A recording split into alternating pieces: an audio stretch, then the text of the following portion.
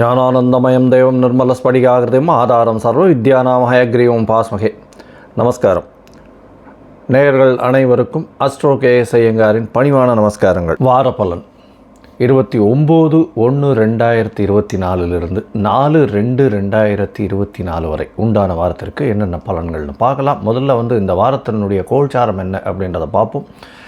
அதற்கு பிறகு இந்த வாரத்தில் வரக்கூடிய விசேஷ நாட்கள் என்னென்ன அப்படின்றத பார்ப்போம். அதற்கு பிறகு இந்த வாரத்தில் வரக்கூடிய சந்திராஷ்டமம் எந்தெந்த ராசிகள் அப்படின்றத பார்க்கலாம். முதல்ல இந்த வாரத்தினுடைய கோல்சாரம், காலபுருஷ தத்துவத்தின் முதல் ராசியான மேஷ ராசியில் குரு பகவானும், 6ஆம் இடம்னு சொல்லக்கூடிய கன்னியில் கேது பகவானும், 9ஆம் இடம்னு சொல்லக்கூடிய தனுசு அப்படின்னு சொல்லக்கூடிய இடத்துல செவ்வாய் பகவான், சுக்கிர பகவான், சூரிய பகவான் மகர மாதம்ன்றதுனால மகரத்துலேயும், அதாவது தை மாதம்ன்றதுனால மகரத்துலேயும் புத பகவானும் சேர்ந்திருக்கார்.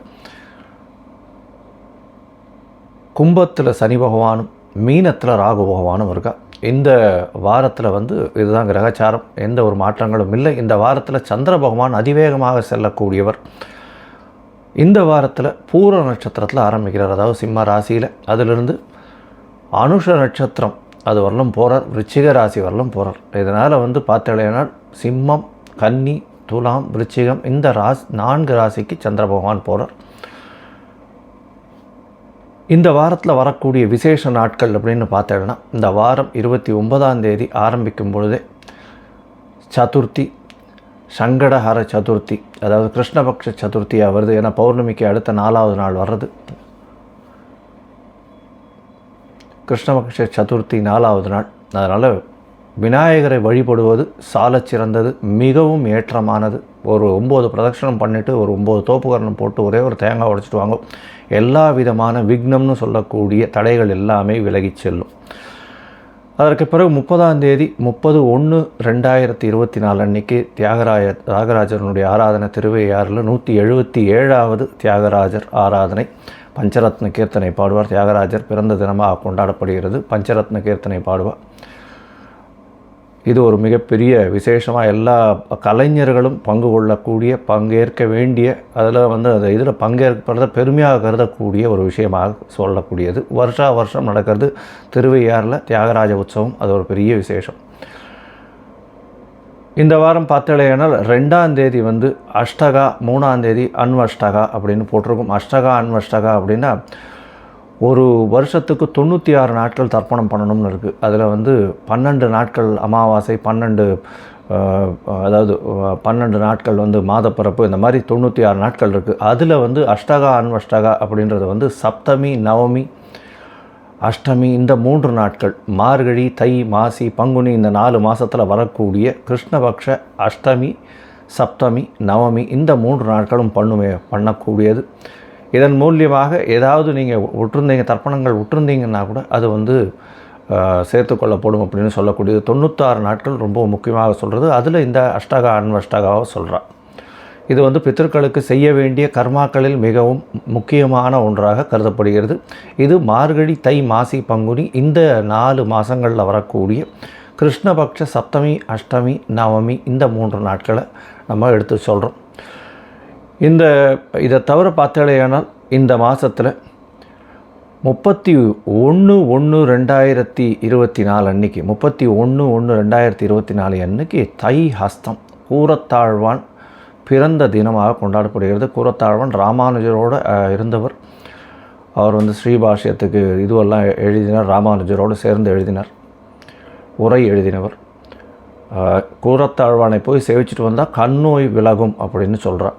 அதனால் கூரத்தாழ்வான் அப்படின்றவர் நிறைய சேவைகள், அதுவும் வைணவர்களுக்கு சேவைகள் நிறைய பண்ணியிருக்கார். வைணவர்களுடைய இதில் பெரிய ஏற்றம் கொடுக்கக்கூடியவர்.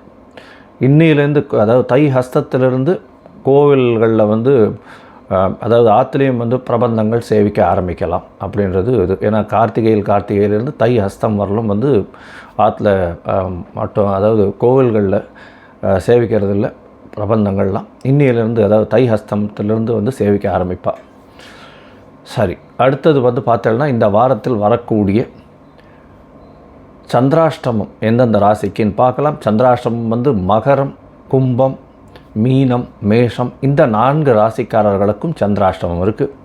சந்திராஷ்டமம்னா உங்களுடைய பிறந்த ராசியிலிருந்து 8ஆம் இடத்தில் சந்திர பகவான் மறையும் பொழுது, ஏன்னா மதிகாரகன் மறைந்திருக்கக்கூடிய காலகட்டங்களில் மதி மயங்கக்கூடும். அதனால் முடிஞ்ச வரலும் எந்த ஒரு முடிவும் முக்கியமான முடிவுகளும் இந்த காலகட்டத்தில் எடுக்க வேண்டாம். புதிய முயற்சிகள் வேண்டாம். வெளியூர் வெளிமாநில பிரயாணங்கள் வேண்டாம் அப்படின்றத சொல்கிறேன். ஒருவேளை பண்ண வேண்டிய கட்டாயம் நிர்பந்தம் இருந்ததே ஆனால் நீங்கள் சந்திர பகவானுக்கு உண்டான எளிய பரிகாரம் அப்படின்னு சொல்லக்கூடிய ஒரு 1/2 டம்ளர் பசும்பால் அருகில் இருக்கக்கூடிய சிவன் கோவில்லையோ, இப்போ சதுர்த்தி வேறு வருது, விநாயகர் கோவில்லையோ கொண்டு போய் கொடுத்துட்டு வர்றதன் மூலியமாக சந்திராஷ்டமத்தின் தாக்கம் நிச்சயமாக குறையும் அப்படின்றத சொல்கிறோம். சரி, இந்த வாரம் மேஷம் முதல் மீனம் வரை, அதாவது 29/1/2024 4/2/2024 வரலும் உண்டான நாட்களில் எப்படி இருக்குன்றதை பார்ப்போம். அதுக்கு முன்னாடி என்னுடைய மொபைல் நம்பர் ஸ்க்ரால் ஆகிட்டுருக்கு. உங்களுக்கு அஸ்ட்ராலாஜிக்கல் கன்சல்ட் தேவைப்பட்டதுன்னா எனக்கு ஃபோன் பண்ணுங்க. உங்களுடைய பிறந்த தேதி, நேரம், அதை தவிர பிறந்த இடம் கொடுத்தீங்களேனா உங்களுடைய ஜாதகத்தை போட்டு சந்தி வருதா, அதாவது ராசி சந்தியா, நட்சத்திர சந்தி, பாத சந்தி ஏதாவது இருக்கா அப்படின்றத பார்த்து அதற்கேற்றாற் போல் உங்களுடைய ஜாதகத்தை கணித்து அதற்கு பிறகு உங்களுடைய ஜாதகத்தில் இப்பொழுது நடக்கக்கூடிய தசாபுக்தி அந்தரம் சூக்ஷ்மத்தை பார்த்து இப்பொழுது இருக்கக்கூடிய இந்த கோல்சாரத்தையும் வைத்து எந்த பலன்கள் உங்களுக்கு நல்லபடியாக இருக்குது, இப்போ இருக்கக்கூடிய பலன்கள் எப்படி இருக்குன்றதையும் பார்த்து உங்களுக்கு உண்டான எளிய பரிகாரங்கள் என்ன அப்படின்றதையும் சொல்கிறேன். சரி, இப்போ மேஷம் முதல் மீனம் வரை பார்க்கலாம். துலாம், சித்திரை, சுவாதி, விசாகம் இந்த 3 நட்சத்திரம் 9 பாதங்களை கொண்ட ராசி. ராசியின் அதிபதி அப்படின்னு சொல்லக்கூடிய ஒரு சுக்கிர பகவான் உங்களுடைய ராசிக்கு 3ஆம் இடத்துல முயற்சி ஸ்தானத்தில் இருக்கிறது பெரிய விசேஷம். உங்களுடைய ராசிநாதன் குருவின் பார்வையில் இருக்கிறதும் உங்களுடைய ராசி குருவினுடைய பார்வையில் இருக்கிறதும் பெரிய ஏற்றத்தை கொடுக்கக்கூடிய காலகட்டம். நினைத்த காரியங்கள், நினைத்த முயற்சிகள் அனைத்தும் வெற்றி பெறக்கூடிய வாய்ப்புகள் உண்டு. 5ஆம் இடத்தில் இருக்கக்கூடிய சனி பகவானும் சரி, 6ஆம் இடத்தில் இருக்கக்கூடிய ராகு பகவானும் சரி உங்களுக்கு ஒரு பெரிய ஏற்றத்தை இந்த வாரத்தில் ஏற்படுத்தி கொடுக்கக்கூடிய காலகட்டமாக இருக்குது. இந்த வாரத்தில் உங்களுடைய ராசிக்கு 4ஆம் இடத்துல சூரிய பகவான் இருக்கிறது பெரிய ஏற்றம். 10ஆம் அதிபதி, 11ஆம் அதிபதி அப்படின்னு சொல்லக்கூடிய சூரிய பகவான் உங்களுடைய ராசிக்கு 4ஆம் இடத்துல இருக்கிறதுனால படிக்கக்கூடிய குழந்தைகள் எல்லாருக்குமே வெற்றி வாய்ப்புகள் மிகவும் அதிகமாக உண்டு. எதிரிகள் அற்ற நிலை இருக்கும். தாயின் உடல்நிலையில் நல்ல ஒரு ஏற்றம் இருக்கும். முயற்சிகள் அனைத்தும் வெற்றி பெறும். 3ஆம் அதிபதியும் 7ஆம் அதிபதியும் பரிவர்த்தனை இருக்கிறது ரொம்பவும் ஏற்றம். உங்களுடைய ராசிக்கு பார்த்தீங்கன்னா திருமண யோகம் வந்தாச்சு. திருமணத்திற்கு பார்த்து கொண்டிருக்கும் துளாராசிக்காரர்களுக்கெல்லாம் திருமண யோகம் நிச்சயமாக உண்டு. திருமணம் கண்டிப்பாக இருக்கக்கூடிய வாய்ப்புகள் உண்டு. 5ஆம் இடத்தில் ஆட்சி பெற்ற சனி பகவான் இருக்கார். அதனால் 5ஆம் அதிபதி ஆட்சி பெற்று இருக்கிறதுனால குழந்தை பிராப்தி ஏற்படக்கூடிய வாய்ப்புகள் நிச்சயமாக உண்டு. குழந்தை பிராப்தி நிச்சயமாக இருக்கும். ரொம்ப நாளாக குழந்தை, அதாவது திருமணமாகி ரொம்ப நாள் ஆகி குழந்தை இல்லாதவர்களுக்கு குழந்தை பிராப்தி ஏற்படக்கூடிய வாய்ப்புகள் உண்டு. உங்களுக்கு புதிய பதவி புகழ் அந்தஸ்து கௌரவம் நிச்சயமாக வரும். 12ஆம் இடத்தில் இருக்கக்கூடிய கேது பகவான் மூலியமாக உங்களுடைய குலதெய்வத்தை வழிபடக்கூடிய வாய்ப்புகள் இந்த வாரத்தில் நிச்சயமாக இருக்குது. இந்த வாரம் பார்த்தீங்கன்னா உங்களுடைய ராசிக்கு 10ஆம் அதிபதி அப்படின்னு சொல்லக்கூடிய சந்திர பகவான் உங்களுடைய ராசிக்கு 11ஆம் இடத்துல போய் இருக்கார். குருவின் பார்வையில் இருக்கார். 10ஆம் அதிபதி 11ஆம் இடத்துல இருக்கிறதுனால லாபஸ்தானத்தில் இருக்கிறதுனாலையும் சந்திர பகவான் 11ஆம் இடத்துல இருக்கிறதுனாலும் எண்ணிய எண்ணங்கள் அனைத்தும் வெற்றியாக முடியக்கூடிய காலகட்டமாக இந்த வாரம் அமையிறது. இந்த வாரம் 29/1/2024 4/2/2024 வரலும் உண்டான நாட்களில் சந்திர பகவான் 29ஆம் தேதி ராத்திரி ஒரு 12:30 மணி வரலும், அதாவது 30ஆம் தேதி அதிகாலை 30 நிமிஷம்னு சொல்லுவாங்க, 00:30 hours வரலும் 5ஆம் இடத்துல இருக்கார். குருவின் பார்வையில் இருக்கார். 11ஆம் இடமும் குருவின் பார்வையில் இருக்குது. லாபஸ்தானத்தில் போய் குரு பகவான் இருக்கிறது, சந்திர பகவான் இருக்கிறது.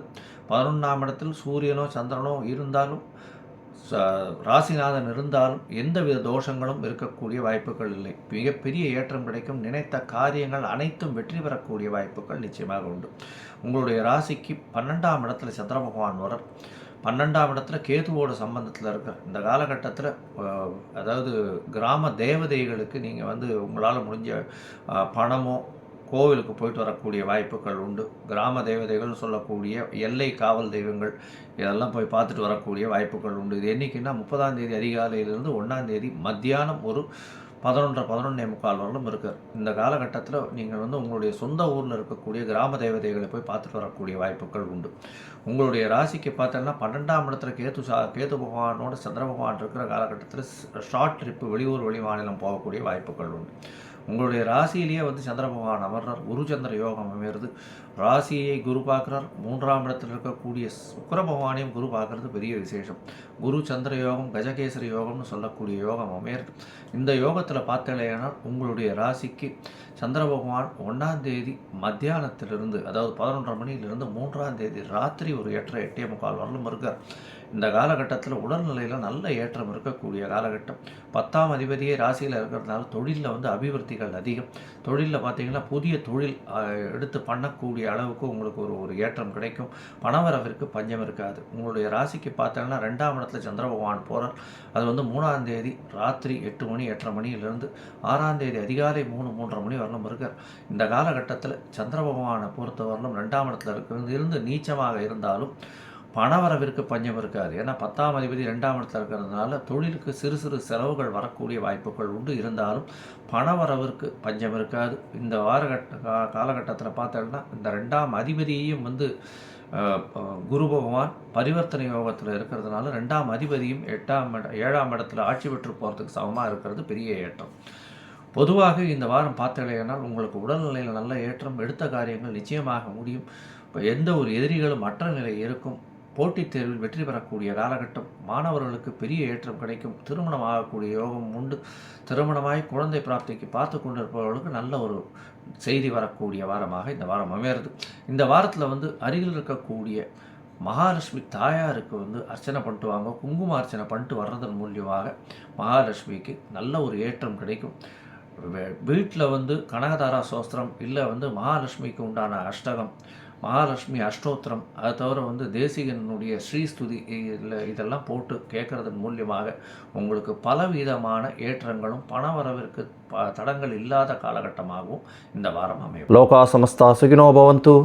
நன்றி, நமஸ்காரம். Astro KS Iyengar YouTube channel பார்த்தமைக்கு நன்றிகள். மேலும் இது போன்ற ஆன்மீக ஜோதிஷ தகவல்கள் உங்களை வந்து அடைய Astro KS Iyengar YouTube channel subscribe செய்யவும், பெல் ஐக்கானை மறக்காமல் அழுத்தவும். நன்றி, வணக்கம்.